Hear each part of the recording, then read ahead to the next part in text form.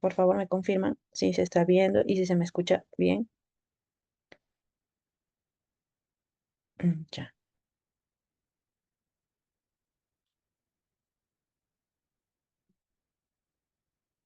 Bien. Muy bien, doctores. En esta primera parte vamos a tocar algunos temas bastante importantes con respecto a lo que es la cirugía oral, ¿ya? Eh, Quiero también invitarlos a ustedes a participar durante la clase en cuanto si tuvieran alguna duda o pregunta. Al final de cada receso que vamos a tener, por favor, siéntanse con la total confianza de poder realizarlas. Puede ser mediante el chat, ¿no? Para hacerlo de manera más ordenada, ¿ya? Entonces vamos a iniciar con nuestra clase de hoy. Eh, Dentro de lo que es cirugía oral es importante tener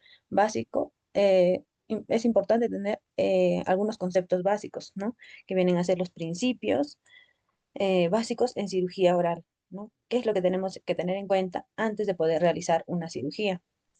Entonces, dentro de ello, pues es importante y es imprescindible hablar de lo que es la asepsia, la antisepsia, ¿no?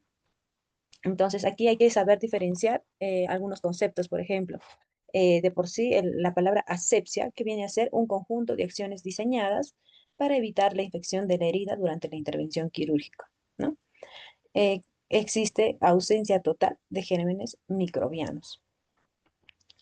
Y luego tenemos el concepto de antisepsia, ¿no? ¿Qué es antisepsia? ¿No? Es un conjunto de métodos destinados a prevenir y combatir la infección, destruyendo los microorganismos existentes en la superficie o en el interior de las cosas o los seres vivos, ¿ya? Entonces, esos conceptos tenemos que tenerlo claro, ¿no? Asepsia y antisepsia. Ahora, cuando hablamos de asepsia y antisepsia, vamos a hablar a qué se aplica esto, ¿no? Por ejemplo, se aplica en el caso de los pacientes, ¿no? Realizar una buena asepsia del paciente. Y con esto, pues, podemos realizar, por ejemplo, destartajes, ¿no? Eliminación del sarro, eliminación de la placa, de repente 2 a 3 días antes de la intervención quirúrgica. Si nosotros evaluamos a nuestro paciente y durante la evaluación vemos abundante sarro, abundante placa bacteriana, y nos atrevemos así realizarle algún tipo de cirugía, lo que vamos a hacer es que probablemente esa herida se contamine porque la carga bacteriana que tiene en ese momento ese paciente es bastante alta, ¿no? Entonces, lo que se recomienda si se observa esto es primero realizarle su destartraje y su profilaxis, ¿no? Unos 2 a 3 días antes de la cirugía. Ahora, en el mismo momento intraoperatorio también se recomienda poder hacer que el paciente, lógicamente, esté con la boca bastante limpia, que ya se haya cepillado, ¿no? Y lo que podríamos añadir es el enjuague bucal con clorexidina al 2%, ¿ya? Esto va a ayudar a disminuir la carga bacteriana que tenemos de por sí en la boca, ¿no? La boca no es un lugar aséptico, ¿no? Entonces, con estas acciones, lo que vamos a tener es una buena asepsia del paciente, ¿ya? Segundo, también es importante la asepsia del cirujano y de los ayudantes, ¿no? Para esto, pues, es imprescindible realizar un adecuado lavado de manos, ¿no? Con todos los pasos que la OMS, la Organización Panamericana de la Salud, nos ha recomendado, ¿no? Entonces, tener nuestras uñas cortas, ¿no? Sin muchos residuos dentro de las uñas, todo eso. Eso nos va a ayudar a disminuir también los gérmenes, microbios que puedan haber dentro de las manos, ¿no? Usar una ropa adecuada, ¿no? Siempre para cualquier intervención quirúrgica tenemos que tener un uniforme específico, ¿no? No vaya a ser que estemos con nuestro mismo scrap, con el que muchas veces estamos acostumbrados a salir a la calle, se van a almorzar, o se van a su casa, o vienen de su casa cambiados con ese scrap, entonces, y se ponen a hacer una cirugía, ¿no? Entonces, no se recomienda eso, ¿no? Por lo general existe tampoco se les pide, sobre todo para cirugía oral, que esté estéril, ¿no? Pero sí una ropa limpia que solamente sea usado para el momento de la cirugía oral, ¿ya? Y lo que sí se les recomienda siempre es el uso de los guantes estériles, ¿no? Tenemos guantes estériles de diferentes tallas que se van a moldar a nuestras manos. Entonces, con esto hacemos una adecuada asepsia del cirujano, no solamente del cirujano, sino también de los ayudantes, ¿ya? Por ejemplo, si vamos a hacer una restauración, si vamos a hacer una profilaxis, si vamos a hacer algún otro procedimiento odontológico, podemos usar nuestros guantes a granel que no son estériles, ¿no? Pero si vamos a hacer cirugía, ¿no? Es preferible realizarlo con nuestros guantes estériles. Seguimos. También es importante lo que es la asepsia del instrumental que vayamos a usar, ¿no? Tenemos que tener un instrumental específico. Ya vamos a ir viendo también qué tipo de instrumental existe en cirugía oral en otras clases, pero este equipo, este instrumental, tiene que estar estéril, ¿no? Para ello, por ejemplo, tenemos lo que es cuando usamos a calor húmedo, que viene a ser el autoclave, que es el gold estándar que debemos de realizar, ¿no? También tenemos el de calor seco, ¿no? Y también con gas, ¿no? ¿Qué tipo de gas? Con el óxido de etileno, que se puede realizar la esterilización de este instrumental. Como cuarto tenemos también importantísimo lo que es la asepsia del mobiliario y local donde vamos a realizar la cirugía, ¿no? Si es nuestro mismo consultorio dental, todo nuestro sillón debe estar limpio, desinfectado, para lo cual podemos usar algunas sustancias químicas como por ejemplo el cloro, para poder desinfectar toda la superficie del mobiliario que vayamos a usar, ¿no? Y obviamente nuestro local, nuestro ambiente tiene que estar limpio, ¿no? ¿Ya? Entonces, con esto vamos a cumplir un principio básico muy importante que viene a ser la asepsia.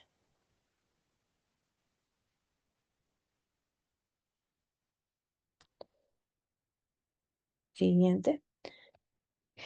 Otro principio básico viene a ser realizar una cirugía atraumática, ¿no? Cuando nosotros vayamos a hacer una intervención quirúrgica, tenemos que ser los más cuidadosos con los tejidos, ¿no? Tener un manejo bien cuidadoso de los tejidos. ¿Por qué? Porque un desgarro de un colgajo mal realizado, se va a necrosar, nos va a traer más problemas de cicatrización y la cicatrización lógicamente va a ser más prolongada, ¿no? Entonces, eh, realizar este manejo cuidadoso con todos los tejidos. ¿Y esto gracias a qué se da? Gracias a que nosotros tengamos una cirugía planificada, ¿no? Después de nuestro diagnóstico, pues viene nuestro plan de tratamiento, ¿no? Entonces, dentro de nuestro plan de tratamiento viene qué es lo que vamos a realizar y la intervención quirúrgica que vamos a realizar. Entonces, nosotros tenemos que planificar nuestra cirugía, ¿no? Si nosotros planificamos, vamos a hacer que el tiempo operatorio sea menos, vamos a tener mejor cuidado con los tejidos y cumplir con ese principio importante que viene a ser realizar una cirugía atraumática. Otro principio importante viene a ser el control de la hemorragia, el control del sangrado. Evidentemente la boca es un lugar bastante irrigado, ¿no? Entonces cualquier herida que vayamos a ocasionar dentro de la boca va a generar sangrado, ¿no? Y aquí es importante también diferenciar, pues cuando presentamos una hemorragia, diferenciar cómo es el sangrado arterial y cómo es el sangrado venoso, ¿no? Por lo general, el sangrado arterial es pulsátil, ¿no? Se ve cómo existe un pulso y el movimiento de este sangrado. A veces es a chorro, ¿no? El color de la sangre arterial viene a ser un rojo vivo, ¿no? A diferencia de un sangrado venoso, que es más lento el sangrado, ¿no? Y el color de la sangre es un rojo más oscuro, ¿ya?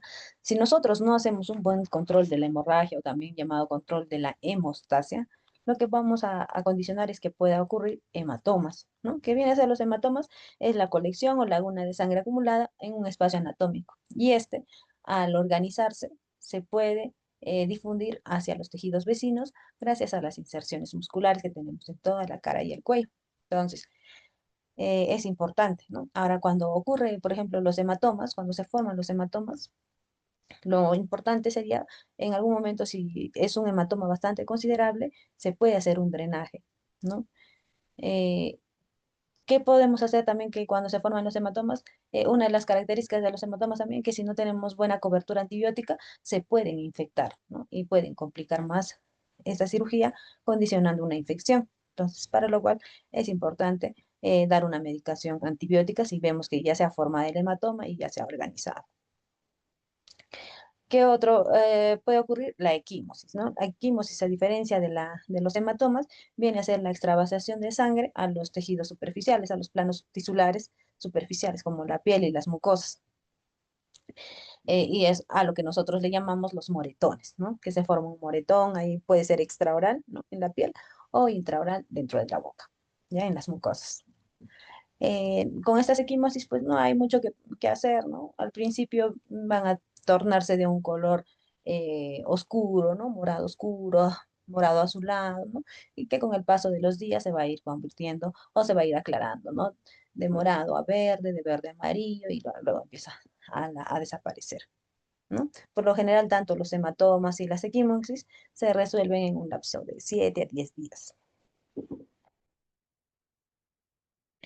Otro principio importante viene a ser el control de las vías aéreas, ¿no? Nuestro paciente tiene que tener una adecuada vía aérea despejada, ¿no?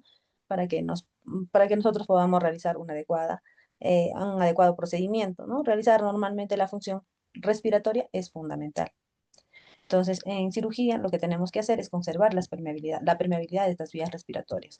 Si estamos haciendo una cirugía ambulatoria, lógicamente, evitar, ¿no? que el acúmulo de las secreciones tanto de saliva o sangre, estar ayudándonos de una aspiración quirúrgica para mantener estas vías aéreas permeables, ¿no? Y en caso de hacer cirugía mayor, que el paciente requiera de repente anestesia general, ya el anestesiólogo es el encargado de mantener estas vías aéreas permeables.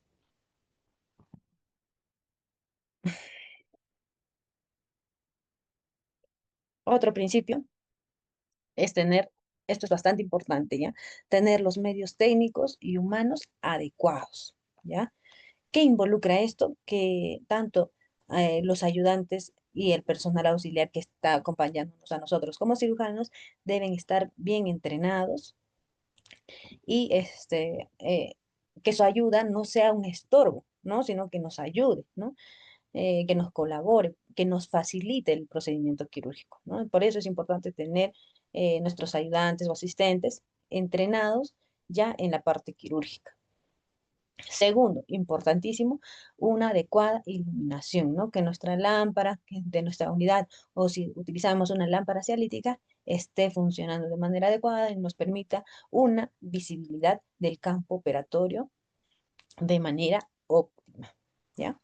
Tercero es tener una aspiración quirúrgica, ¿no? Al tener una aspiración quirúrgica, pues nos ayuda bastante y nos facilita bastante en el momento del procedimiento quirúrgico, ¿no? Y al tener una aspiración quirúrgica no me refiero al tener una aspiración de nuestra unidad dental, ¿no? Es preferible tener un aspirador portátil, ¿no? Ya que este nos va a permitir una adecuada aspiración y nos va a permitir que la compresión de aire se concentre, de repente si vamos a usar en la pieza de mano y todo eso, ¿no?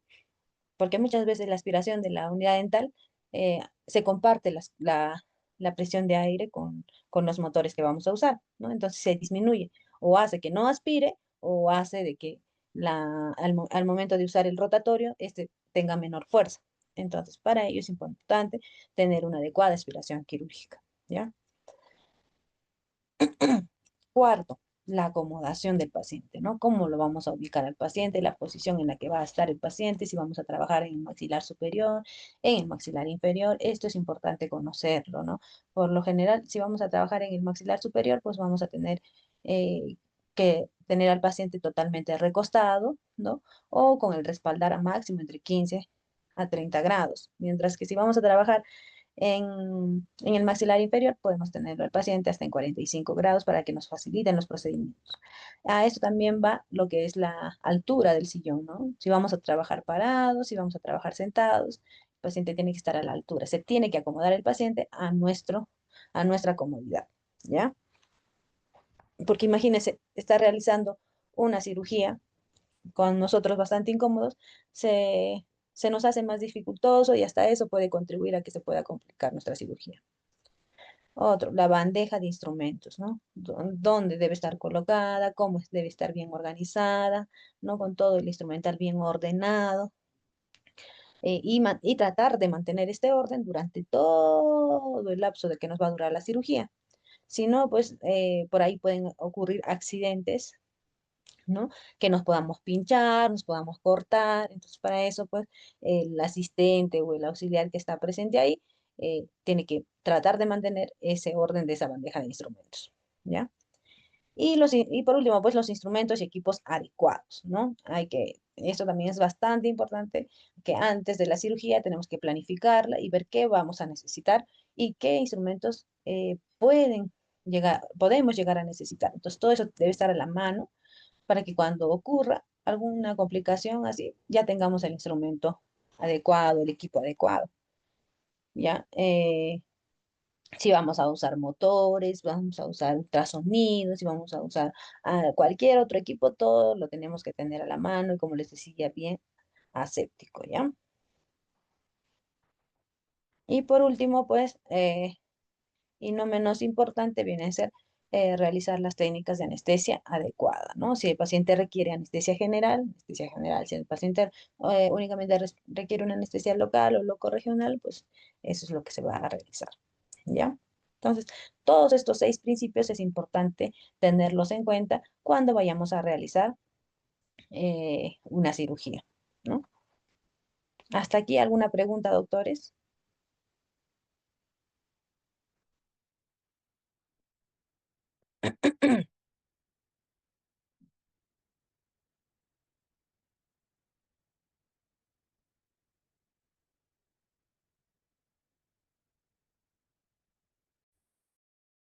Ya. Perfecto, doctores. Vamos a continuar, ¿ya? Entonces, una vez ya teniendo en cuenta lo que es los principios que tenemos que considerar antes de realizar una cirugía, viene otra parte importante, que es la valoración del paciente, ¿no? Esto es bastante importante de conocer a nuestro paciente, de saber cómo está organizado, cómo o qué antecedentes tiene nuestro paciente, cómo se comporta nuestro paciente en el consultorio dental para nosotros poder anticiparnos a algún problema que pueda suceder y todo eso, ¿no? ¿Y qué nos permite eso? Poder valorar a nuestro paciente, importantísimo, realizar un estudio clínico y radiológico del paciente. Para ello, ¿qué es lo que tenemos que tener en consideración? Es nuestra historia clínica, ¿ya? Yo sé que como odontólogos no estamos acostumbrados a realizar una historia, pues que muchas veces es bastante pesada y por ahí estamos acostumbrados a ni siquiera cobrar consulta. Entonces, pero no, por lo menos si vamos a hacer un procedimiento quirúrgico, no debería ser así. Tenemos que sí o sí realizar nuestra historia clínica, ¿ya? Y no solamente debería ser para casos de cirugía, sino para todo, ¿no? Sabemos que la historia clínica, pues, es un documento médico legal que nos va a respaldar ante todo, ¿no? Anteriormente solamente se veían problemas cuando o sea, se presentaban problemas, el paciente a veces tiende a denunciar o algo, con, algún tratamiento asociado a cirugía, pero actualmente no. Los pacientes ya están bastante informados, bastante, ¿cómo les podría decir? Bastante orientados, los mismos abogados ya están a la expectativa de tener pacientes inconformes con su tratamiento, ¿no? Entonces ya se han visto, yo he visto casos de doctores que han sido denunciados por tratamientos de endodoncia que han fracasado y que sabemos que el tratamiento de endodoncia tiene un porcentaje de fracaso. Pero ¿qué pasó? Que no se le informa al paciente. Entonces, por ahí, tratamientos de ortodoncia que también no ha llegado a buen puerto, se han denunciado hasta las mismas universidades, pacientes han denunciado. Entonces, para ello, pues es importante tener nuestro respaldo que viene a ser nuestra historia clínica, ¿ya? Dentro de nuestra historia clínica, pues vamos a tener diferentes partes, como viene a ser primero la anamnesis, ¿no? En la cual vamos a catalogar los datos de filiación, que todos los datos del paciente, ¿no? La edad, el DNI, los nombres, ¿ya? Y después de los datos de filiación viene lo que es la enfermedad actual, ¿no? Que es importantísimo aquí detallar cuál es el motivo de consulta, cuál es el tiempo de enfermedad que tiene el paciente, cómo ha sido el curso de esta enfermedad, ¿no? Y hacer un pequeño relato cronológico de la enfermedad actual de acuerdo a las palabras del paciente, ¿no? Aquí pues podemos colocar, por ejemplo, motivo de consulta, entre comillas, ¿no? Me duele el diente y se me hinchó la cara, ¿no? Y en el relato cronológico de la enfermedad, pues vamos a colocar, paciente refiere que hace 3 días comenzó con dolor en un diente posterior del lado derecho, el cual él se automedicó con tal medicamento, el dolor continuó y hace un día presentó inflamación y sensación de alza térmica, por ejemplo, ¿no? Ese viene a ser un relato cronológico, ¿ya? Y otro segmento bastante importante, que el que sigue viene a ser los antecedentes, ¿no? Aquí sí, pues es importante detallar todos los antecedentes que tengan los pacientes, ¿no? Tanto sean personales o familiares, ¿no? Dentro de los personales vamos a detallar pacientes, antecedentes fisiológicos, antecedentes patológicos, que es un paciente, vamos a ver si es un paciente diabético, si es un paciente hipertenso, si tiene alguna infección, si ha tenido hepatitis, si ha tenido eh, sífilis, alguna infección de transmisión sexual. Aquí todo eso vamos a detallar, ¿no? Y también los antecedentes quirúrgicos, ¿no? Si ha tenido alguna intervención quirúrgica, cómo ha sido esta intervención quirúrgica, si ya se le hizo anteriormente alguna extracción o algún procedimiento quirúrgico en la cavidad oral, ¿no? Todo eso, ¿ya? Que también se detalla acá, pues si el paciente es alérgico, ¿no? Si el paciente tiene alguna reacción adversa a algún medicamento, todo eso es importante preguntar para nosotros tener en cuenta. También los antecedentes familiares, sobre todo los antecedentes patológicos, ¿no? Y acá pues vienen a ser de la familia de primer grado de consanguinidad, ¿no? Hijos y padres, ¿no? Siguiente, en la anamnesis también se relata lo que es una revisión anamnésica por aparatos y sistemas, así de manera rápida y no tan específica, ¿no? Después de hacer una adecuada anamnesis viene lo que es el examen físico, ¿no? Y en el examen físico, el examen clínico, pues es importante también detallar, uno, las funciones vitales de nuestros pacientes, ¿no? Como cuáles, por ejemplo, la frecuencia cardíaca, la presión arterial, la frecuencia respiratoria, la temperatura, todo eso lo debemos de tomar, ¿no? Luego la exploración extraoral, ¿no? Después ya de haber realizado la toma de nuestras funciones vitales, vamos al examen clínico extraoral, ¿no? ¿Qué podemos valorar en la parte extraoral? Pues, por ejemplo, si hay ruidos articulares en ATM, evaluar el cuello, si por ahí hay un ganglio inflamado, o ver alguna tumefacción o tumoración que pueda presentar de manera extraoral, ¿no? Luego viene pues la exploración intraoral, ¿no? El examen más especializado en el cual somos los mastromes, ¿no? En el cual pues vamos a empezar desde los labios, la mucosa del labio superior, la mucosa del labio inferior, la mucosa yugal, o también llamado carrillo, ¿no? En toda su extensión, el paladar, la lengua, el piso de boca, la orofaringe, no hay que olvidarnos también de revisar la orofaringe, las encías, ¿no? Y por último, realizamos nuestras fichas de odontograma, en la cual vamos a evaluar específicamente los dientes, ¿no? Olvidémonos que nosotros los odontólogos solo revisamos dientes, ¿ya? Nosotros los odontólogos somos odontoestomatólogos, ¿no? Entonces, no solamente estamos abocados en los dientes, ¿ya? Entonces, todo esto es importante dentro de nuestro examen clínico, ¿no? Y después, pues, podemos hacer uso de nuestros exámenes complementarios, ¿no? Para lo cual podemos solicitar algunos estudios radiológicos, como vienen a ser, por ejemplo, nuestra radiografía panorámica, excelente para poder revisar todo lo que es toda la estructura ósea de la mandíbula, parte del maxilar, el hueso alveolar del maxilar, el hueso alveolar de la mandíbula, los propios dientes, ¿no? Entonces, los senos maxilares, todo eso podemos hacer uso de nuestra radiografía panorámica, ¿no? Y cuando se requiera también, pues, solicitar nuestras radiografías intraorales, ¿no? Dentro de ellos tenemos, pues, nuestra radiografía periapical, nuestra radiografía de Bywin, nuestras radiografías oclusales, ¿ya? Y si fuera necesario por ahí, hacer o solicitar nuestras radiografías extraorales, como cuáles, por ejemplo, nuestra radiografía lateral o también llamada cefalométrica. ¿Qué más? Podemos usar nuestra radiografía de Tau, nuestra radiografía de Batter, si queremos evaluar senos maxilares o senos paranasales, perdón. Y si por ahí requiere el paciente de un estudio más específico, hay que hacer uso de nuestras tomografías, ¿no? Dentro de las tomografías tenemos nuestra tomografía Combin, que nos va a ayudar a ver con más detalle, o si es necesario, realizar una tomografía espiral multicorte o las tomografías médicas, ¿no? Que pueden ser sin contraste, que pueden ser con contraste, ¿ya? Para poder valorar a nuestro paciente. Con todo esto, pues, vamos a llegar a nuestros diagnósticos, ¿no? Primero es un diagnóstico presuntivo, para poder así llegar a nuestro diagnóstico definitivo. Una vez que ya se tengan nuestros diagnósticos bien establecidos, lo que sigue pues es la parte del tratamiento. Aquí tenemos que hacer un plan de tratamiento bien sustentado en el diagnóstico que tiene el paciente y estructurado, ¿no? ¿Qué es lo que vamos a realizar para poder tratar a este paciente? ¿Ya?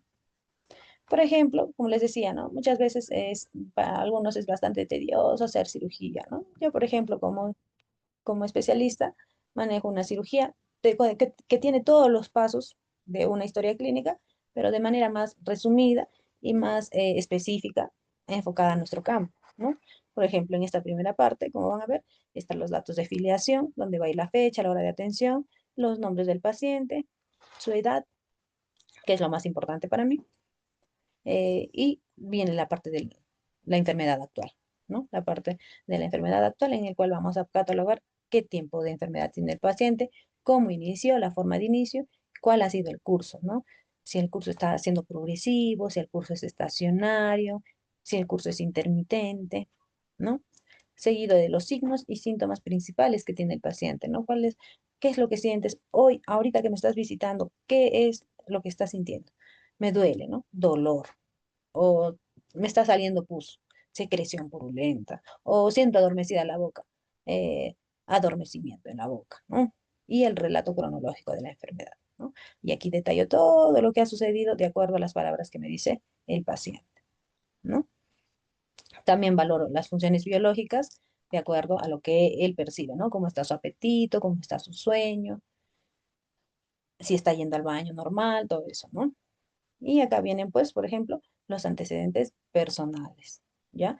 Y aquí pongo, pues, antecedentes médicos o también llamados patológicos o los antecedentes quirúrgicos que tenga el paciente, ¿no? También aquí yo le agrego, por ejemplo, los antecedentes ginecoobstétricos, sobre todo para las mujeres en edad fértil, no es el que esté embarazada, que tengo que catalogar, preguntarle, ¿no? ¿Cuándo ha sido su última fecha de menstruación? O si tiene, por ejemplo, alguna enfermedad que puede estar asociada con patologías orales, por ejemplo, el síndrome de ovario poliquístico puede estar muy relacionado a lo que es el dolor articular en ATM, a la reabsorción del cóndilo mandibular.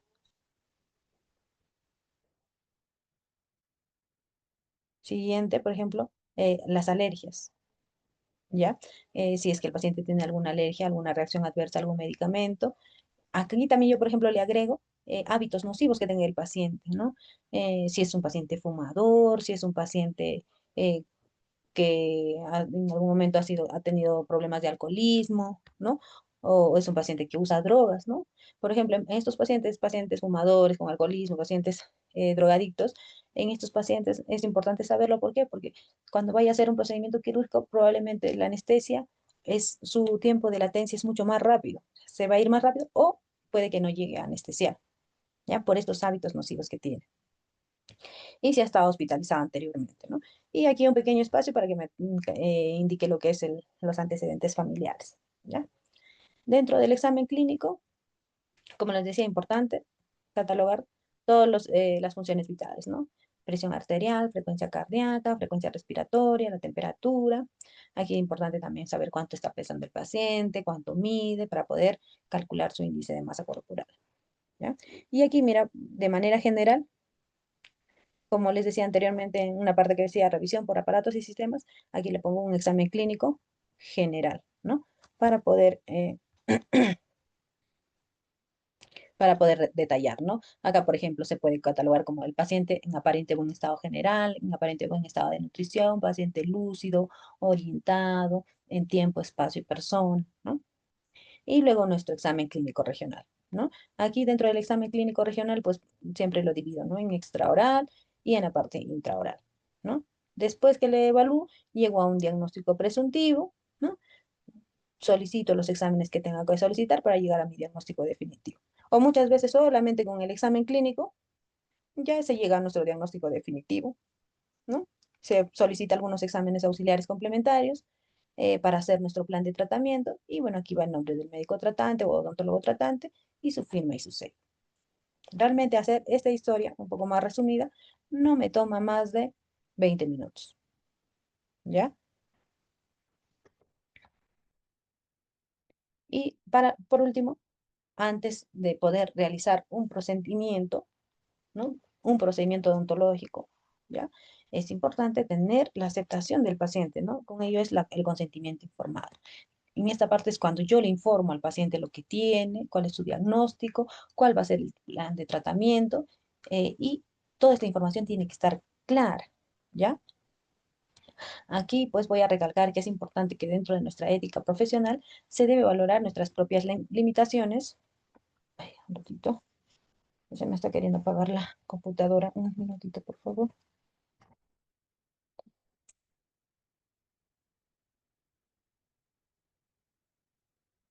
Ya. Aquí pues valorar que nuestra ética profesional nos va a permitir valorar nuestras propias limitaciones y decidir si debemos o no remitir al paciente a un especialista o a un centro hospitalario. Y el valorar nuestras limitaciones, todo eso incluye, por ejemplo, en si tenemos el equipamiento, el personal adecuado, si conocemos el tipo de técnica quirúrgica que vamos a realizar, ver también el tipo de paciente que es, ¿no? Si hay veces, muchas veces el paciente es bastante ansioso, y si tenemos un paciente con demasiado ansioso, así, entonces mejor es eh, referirlo a un especialista o un centro hospitalario, donde probablemente hay que manejar primero la ansiedad del paciente para poder hacer el tratamiento adecuado.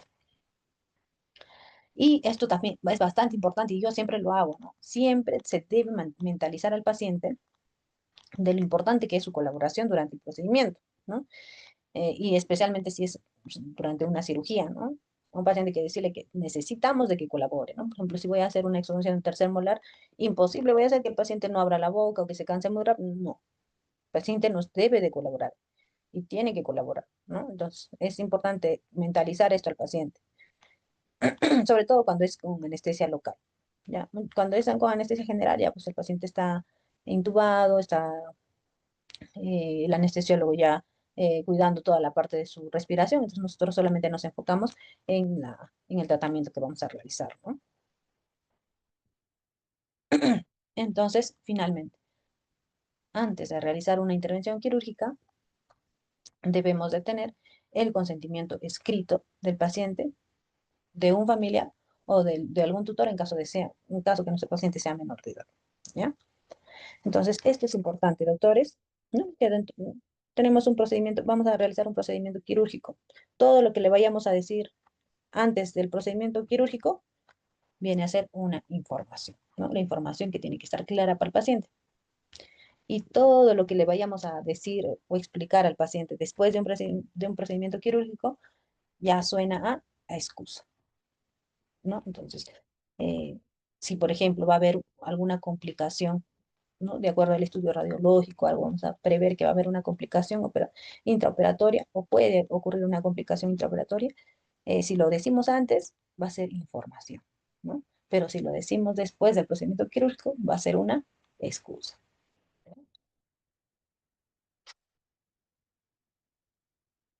¿No? Por ejemplo, este es el tipo de consentimiento informado que yo uso, ¿no? En el caso de pacientes que van a requerir cirugía oral, ¿no? En esta parte, por ejemplo, yo catalogo en el paciente sus nombres y apellidos, de cuántos años, con DNI tal, con domicilio tal, ¿no? En caso sean pacientes menores de edad, se le coloca yo, el tutor, ¿no? El tutor o el representante legal coloca el nombre, la edad, su edad de ellos, el DNI con domicilio en tal, en calidad de representante legal de el nombre del paciente, ¿no? Declaro que la doctora tal eh, me ha explicado, me ha informado, teniendo como diagnóstico, se coloca aquí el nombre del diagnóstico, por lo cual se le va a realizar el procedimiento quirúrgico correspondiente a qué procedimiento se le va a realizar, ¿no? Entonces, se explica qué tipo de anestesia se va a llevar a cabo, ¿no? Y qué posibles riesgos y complicaciones puede haber, ¿no? Y aquí pongo algunas de las complicaciones que se puedan presentar durante y después de la cirugía, ¿no? Y si acá, por ejemplo, hay un ítem, otros, si no está en esta lista, coloco, ¿no? Otros, ¿ya? El paciente coloca la fecha, tiene que leer todo, ¿no? Y dice, doy mi consentimiento para que se realice el tratamiento quirúrgico propuesto, ¿no? Se coloca la fecha del procedimiento, aquí tiene que firmar tanto el doctor como el paciente, ¿ya? Entonces, este viene a ser nuestro consentimiento informado y créame que este es nuestro mejor respaldo frente a algún problema que pueda suceder, ¿ya? Si no tenemos esto, muchas veces, y ya saben, ¿ah? Los abogados ya están bastante informados que sobre todo los odontólogos, algunos médicos así, no están acostumbrados a hacer los consentimientos informados. Y lo primero que van y piden es, a ver, ¿dónde está el consentimiento informado? Y si lo tenemos, vaca. es uno de nuestros mayores respaldos, porque acá dice que es posible, yo le he explicado y el paciente ha afirmado, ¿no? Y no, pues nunca, tampoco siendo bastante éticos, nunca hay que hacerle firmar al paciente, ya firme, firme aquí, y no ha leído nada, ¿no? Hay que explicarle al paciente, ¿ya? Sin ánimos de asustarlo también al paciente. Muchas veces no lo hacemos porque no se va a asustar el paciente y ya no va a querer, no. Explicarle de manera clara, precisa y que el paciente tenga toda la información, ¿ya? Hasta aquí, doctores, ¿alguna otra pregunta?